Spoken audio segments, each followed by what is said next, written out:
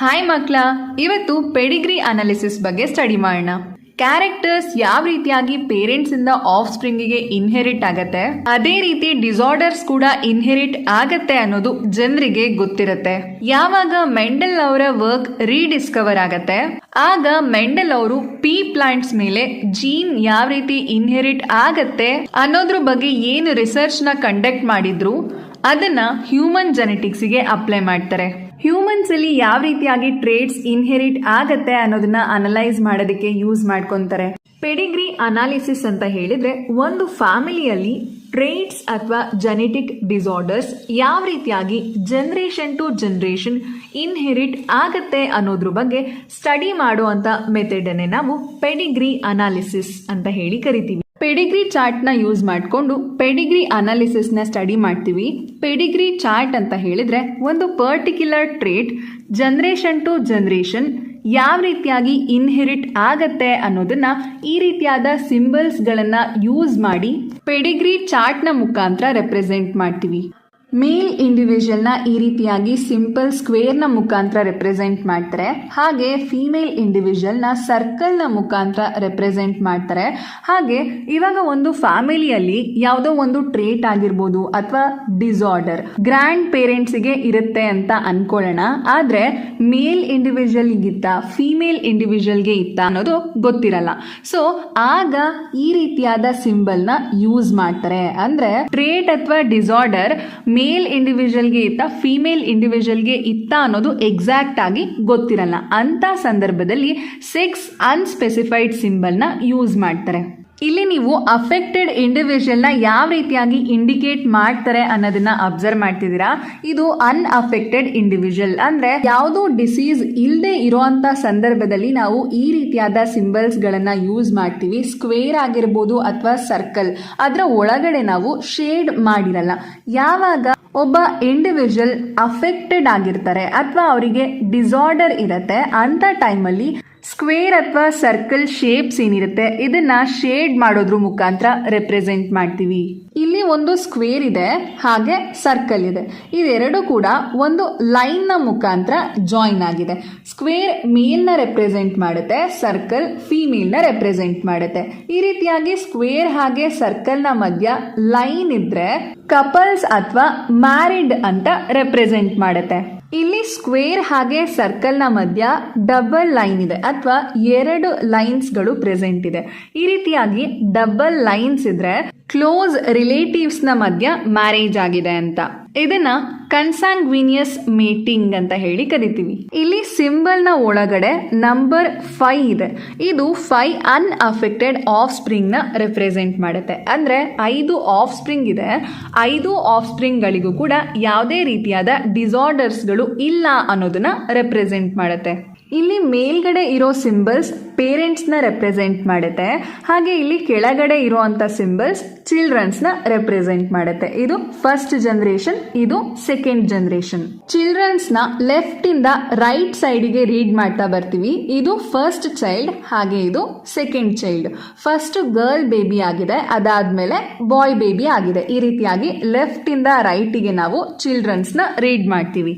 ಈ ಪಿಕ್ಚರ್ ಅಲ್ಲಿ ನೀವು ಅಫೆಕ್ಟೆಡ್ ಮೇಲ್ ಚೈಲ್ಡ್ ನ ಅಬ್ಸರ್ವ್ ಮಾಡಬಹುದು. ಇದು ಪೇರೆಂಟ್ಸ್, ಫಾದರ್ ಹಾಗೆ ಮದರ್. ಮೇಲ್ ಚೈಲ್ಡ್ ಏನಾಗಿದೆ ಅಂದ್ರೆ ಡಿಸಾರ್ಡರ್ ಇಂದ ಅಫೆಕ್ಟ್ ಆಗಿದೆ. ಆದ್ರಿಂದ ಏನ್ ಮಾಡಿದ್ದಾರೆ, ಇದನ್ನ ಶೇಡ್ ಮಾಡೋದ್ರ ಮುಖಾಂತರ ಇಂಡಿಕೇಟ್ ಮಾಡಿದ್ದಾರೆ. 5 ಟೈಪ್ಸ್ ಆಫ್ ಪೆಡಿಗ್ರಿ ಚಾರ್ಟ್ ಬರುತ್ತೆ. ಅದು ಯಾವ್ದ್ಯಾವ್ದು ಅಂತ ನೋಡೋದಾದ್ರೆ autosomal dominant, autosomal recessive, X-linked dominant, X-linked recessive, Y-linked. These are the 5 types of pedigree chart. First one, autosomal dominant. ಇದರಲ್ಲಿ ನಾವು ಫಸ್ಟ್ ಆಟೋಸೋಮಲ್ ಅಂದ್ರೆ ಏನು ಅಂತ ತಿಳ್ಕೊಳ್ಳೋಣ. ಸೊ ಹ್ಯೂಮನ್ ಬೀಯಿಂಗ್ಸ್ ಅಲ್ಲಿ 23 ಪೇರ್ ಕ್ರೋಮೋಸೋಮ್ಸ್ ಇರುತ್ತೆ ಅಲ್ವಾ, ಅದರಲ್ಲಿ 22 ಪೇರ್ಸ್ ನಾವು ಆಟೋಸೋಮ್ಸ್ ಅಥವಾ ನಾನ್ ಸೆಕ್ಸ್ ಕ್ರೋಮೋಸೋಮ್ಸ್ ಅಂತ ಹೇಳಿ ಕರಿತೀವಿ. ಈ ಒಂದು ಆಟೋಸೋಮ್ ಅಥವಾ ನಾನ್ ಸೆಕ್ಸ್ ಕ್ರೋಮೋಸೋಮ್ ನ ಮೇಲೆ ಜೀನ್ ಪ್ರೆಸೆಂಟ್ ಇದ್ರೆ ಅದನ್ನ ನಾವು ಆಟೋಸೋಮಲ್ ಅಂತ ಹೇಳಿ ಕರಿತೀವಿ. ಆಟೋಸೋಮಲ್ ಅಂದ್ರೆ ಏನು ಅಂತ ಕ್ಲಿಯರ್ ಆಯ್ತು ಅನ್ಕೊಂತೀನಿ ನಿಮಗೆ. ನಾನ್ ಸೆಕ್ಸ್ ಕ್ರೋಮೋಸೋಮ್ಸ್ ಅಥವಾ ಆಟೋಸೋಮ್ಸ್ ನ ಮೇಲೆ ಜೀನ್ ಪ್ರೆಸೆಂಟ್ ಇದ್ರೆ ಅದನ್ನ ನಾವು ಆಟೋಸೋಮಲ್ ಅಂತ ಹೇಳಿ ಕರಿತೀವಿ. ಒಂದ್ಸಲ ಆಟೋಸೋಮಲ್ದು ಡೆಫಿನಿಷನ್ನ ಓದ್ಬಿಡೋಣ. Gene is located on non sex chromosome or autosome. Next ಇವಾಗ ಡಾಮಿನೆಂಟ್ ಅಂದರೆ ಏನು ಅಂತ ತಿಳ್ಕೊಳ್ಳೋಣ.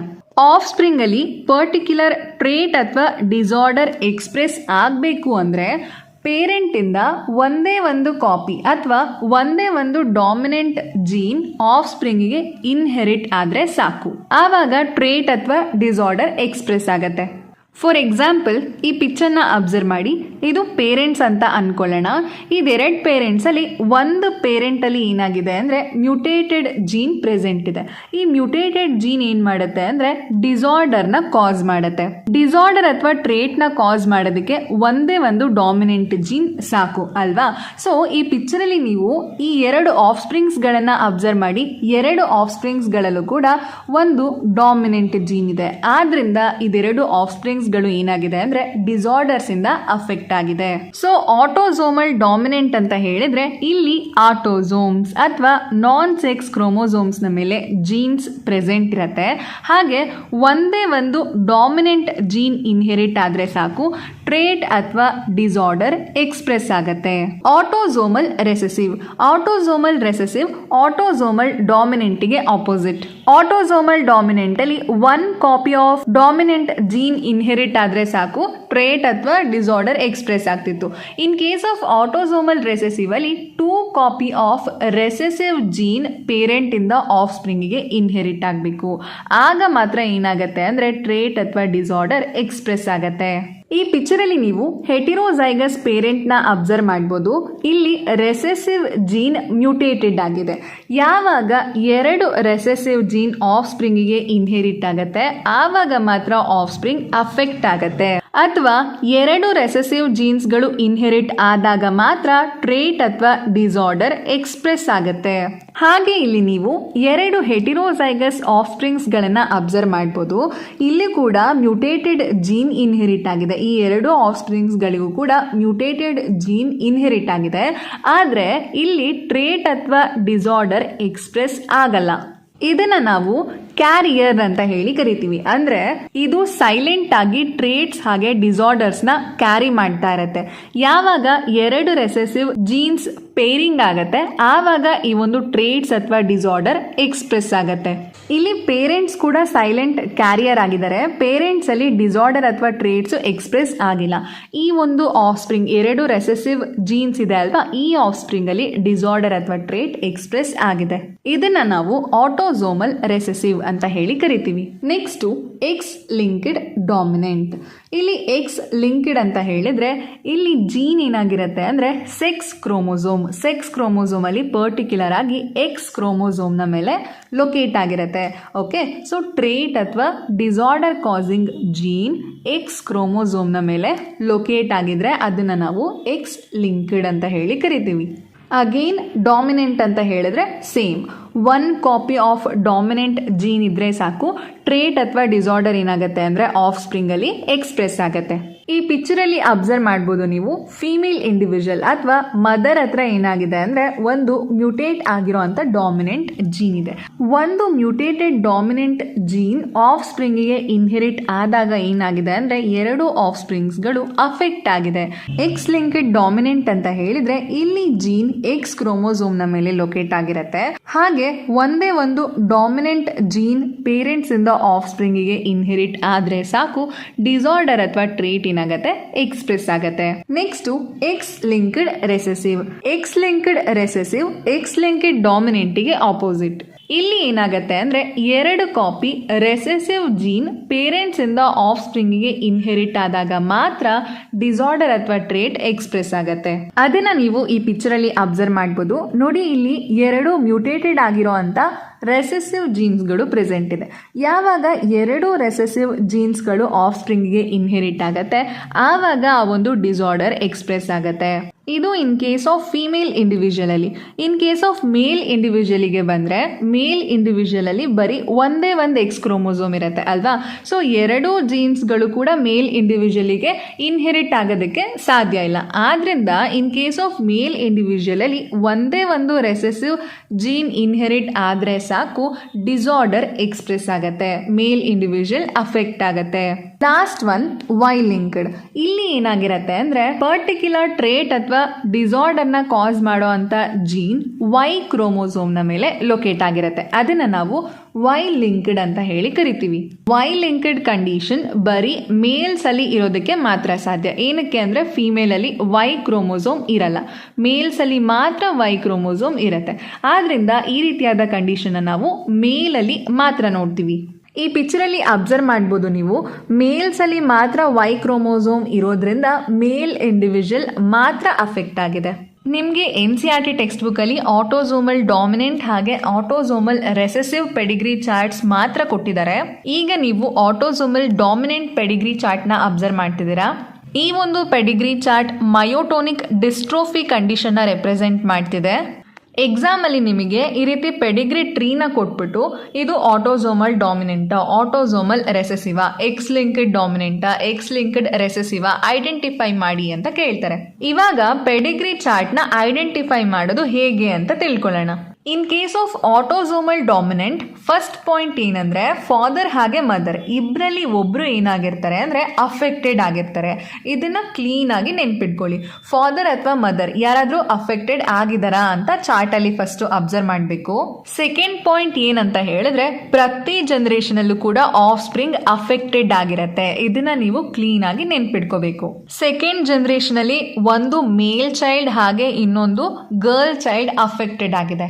ಇಲ್ಲಿ ಅಫೆಕ್ಟೆಡ್ ಆಗಿರೋ ಅಂತ ಫೀಮೇಲ್ ಅನ್ಅಫೆಕ್ಟೆಡ್ ಮೇಲ್ನ ಜೊತೆ ಮ್ಯಾರಿ ಆದರೂ ಕೂಡ ಥರ್ಡ್ ಜನರೇಷನಲ್ಲಿ ಆಫ್ ಸ್ಪ್ರಿಂಗ್ ಅಗೇನ್ ಅಫೆಕ್ಟ್ ಆಗಿದೆ. ಸೊ ಈ ರೀತಿಯಾಗಿ ಪ್ರತಿ ಜನರೇಷನಲ್ಲೂ ಕೂಡ ಅಫೆಕ್ಟೆಡ್ ಇಂಡಿವಿಜುವಲ್ನ ಅಬ್ಸರ್ವ್ ಮಾಡ್ಬೋದು. ಹಾಗೆ in case of autosomal dominant ಅಲ್ಲಿ ಮೇಲ್ ಇಂಡಿವಿಜುವಲ್ ಹಾಗೆ ಫಿಮೇಲ್ ಇಂಡಿವಿಜುವಲ್ ಇಬ್ರು ಕೂಡ ಈಕ್ವಲ್ ಆಗಿ ಅಫೆಕ್ಟ್ ಆಗ್ತಾರೆ. ಸೊ ಈ ಒಂದು ಆಟೋಸೋಮಲ್ ಡಾಮಿನೆಂಟ್ ಡಿಸಾರ್ಡರ್ ಬರೀ ಮೇಲ್ ಇಂಡಿವಿಜುವಲಿಗೆ ಮಾತ್ರ ಅಫೆಕ್ಟ್ ಮಾಡುತ್ತೆ, ಬರೀ ಫಿಮೇಲ್ ಇಂಡಿವಿಜುವಲಿಗೆ ಮಾತ್ರ ಅಫೆಕ್ಟ್ ಮಾಡುತ್ತೆ, ಆ ರೀತಿಯಾಗಿರಲ್ಲ. So in case of autosomal dominant ಅಲ್ಲಿ ಮೇಲ್ ಹಾಗೆ ಫಿಮೇಲ್ ಇಂಡಿವಿಜುವಲ್ ಈಕ್ವಲಿ ಅಫೆಕ್ಟ್ ಆಗ್ತಾರೆ. ಈ ಪಾಯಿಂಟ್ಗಳನ್ನು ಯೂಸ್ ಮಾಡಿಕೊಂಡು ನೀವು ಪೆಡಿಗ್ರಿ ಚಾರ್ಟ್ ಆಟೋಸೋಮಲ್ ಡಾಮಿನೆಂಟಾ ಅಲ್ವಾ ಅನ್ನೋದನ್ನ ಐಡೆಂಟಿಫೈ ಮಾಡ್ಬೋದು. ಇವಾಗ ಆಟೋಸೋಮಲ್ ರೆಸೆಸಿವ್ ಚಾರ್ಟ್ನ ಐಡೆಂಟಿಫೈ ಮಾಡೋದು ಹೇಗೆ ಅಂತ ತಿಳ್ಕೊಳ್ಳೋಣ.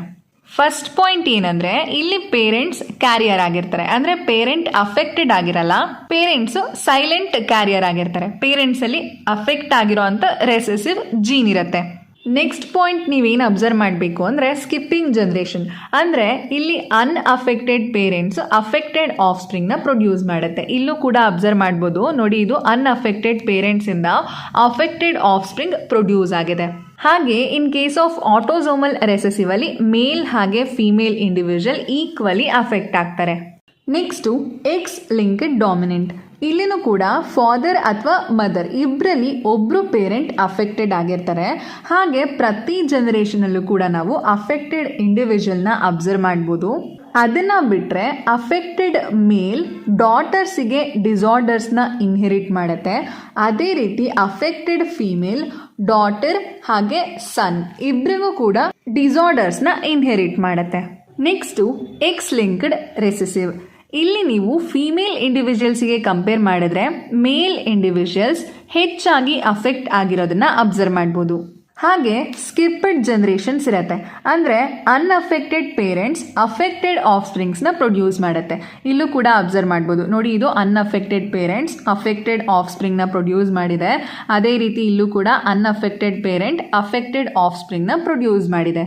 ಇಲ್ಲಿ ಸರ್ಕಲ್ನ ಒಳಗಡೆ ಡಾಟ್ ಹಾಕಿ ರೆಪ್ರೆಸೆಂಟ್ ಮಾಡಿರೋ ಅಂಥ ಸ್ಟ್ರಕ್ಚರ್ ಕ್ಯಾರಿಯರ್ ಅಂತ. ಕ್ಯಾರಿಯರ್ನ ಈ ರೀತಿಯಾಗಿ ಸ್ಕ್ವೇರ್ನ ಒಳಗಡೆ ಡಾಟ್ ಹಾಕೋದ್ರ ಮುಖಾಂತರ ಅಥವಾ ಸರ್ಕಲ್ನ ಒಳಗಡೆ ಡಾಟ್ ಹಾಕೋದ್ರ ಮುಖಾಂತರ ರೆಪ್ರೆಸೆಂಟ್ ಮಾಡ್ತಾರೆ. ಹಾಗೆ in case of X linked recessive male father ಸನ್ನಿಗೆ ಡಿಸಾರ್ಡರ್ನ ಪಾಸ್ ಮಾಡಲ್ಲ. Next Y linked. ವೈ ಲಿಂಕ್ಡ್ನ ಐಡೆಂಟಿಫೈ ಮಾಡೋದು ತುಂಬ ಈಸಿ. ಇಲ್ಲಿ ಬರೀ ಮೇಲ್ ಇಂಡಿವಿಜುವಲ್ ಮಾತ್ರ ಅಫೆಕ್ಟ್ ಆಗಿರುತ್ತೆ, ಫಿಮೇಲ್ ಇಂಡಿವಿಜುವಲ್ ಅಫೆಕ್ಟ್ ಆಗಲ್ಲ.